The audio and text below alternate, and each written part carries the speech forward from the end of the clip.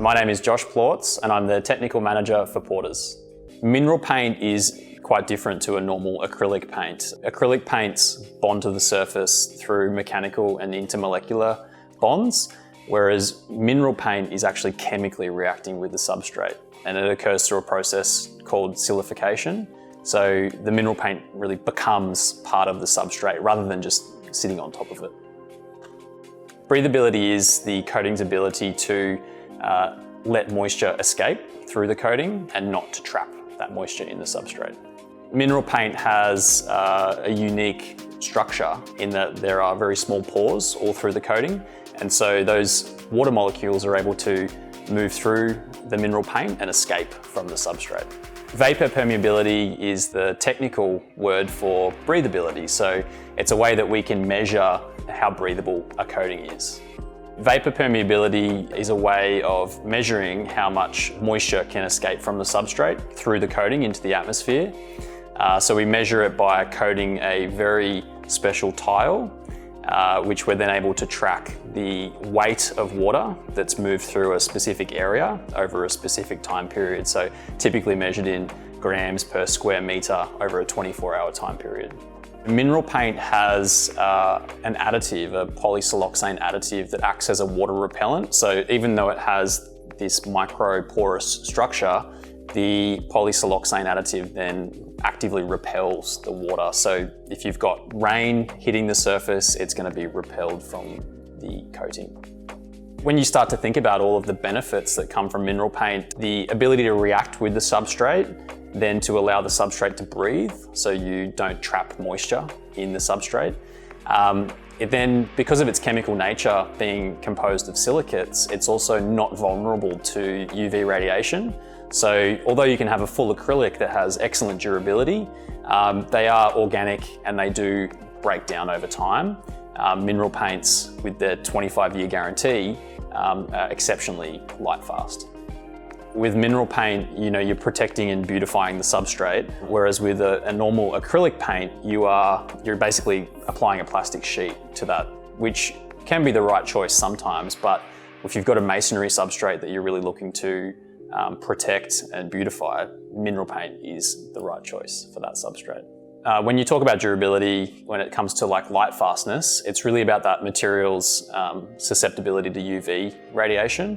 So if you think about an acrylic paint, which is composed of organic material, although it's full acrylic, it can be susceptible to breakdown over time, and particularly the pigmentation that's used in an acrylic paint. So you typically will use some really bright organic pigments, but they can break down over time because the things that make them bright, the chromophores, can actually be susceptible to UV radiation.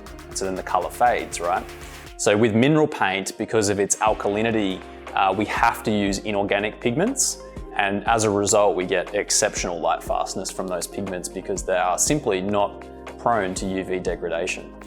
Then you think about what the material that's coating those pigments, so the paint product, the mineral paint being comprised of silicate, is not prone to UV degradation either. So you've got a system, pigment system, and a binder system that is exceptionally durable, and then that comes with the 25-year guarantee. Mineral paint is very alkaline by its inherent nature, and so mold and algae really don't like that high level of alkalinity, so it compromises their cell walls effectively. And so with a normal paint, we would have to add some biocides that would then slowly leach from the film and provide that protection. So mineral paint's quite unique in that there is no added dry film biocide. It's the inherent alkalinity of the material that's providing that mold and mildew resistant. When it comes to self-cleaning with mineral paints, the first thing is that full acrylic paint actually gets soft under high temperatures. So as a result, you can have a dirt particle come against a softened acrylic film, and then the dirt actually embeds into that film. Now, then it cools and you've got a film that's actually picked up dirt and it can look a little bit dirty. Now with mineral paint, it does not thermoplasticize, and so it stays hard under temperature. As a result, that dirt will go onto the paint film and it might sit on there, but it's not going to embed into the paint. So then when you get a rain event and you get nice sheeting rain, it will then wash the dirt off the mineral paint, and as a result, you get a self-cleaning film. So with masonry substrates, of course, they don't tend to be combustible, being masonry. But the issue that architects and specifiers face is then how to protect and how to beautify those concrete substrates. And so as a result, we've had globally and even in Australia, we've had like the combustible cladding issue, which has cost a lot of lives and a lot of money globally. So the really nice thing about mineral paint is that it is a non-combustible product, being comprised of silicate.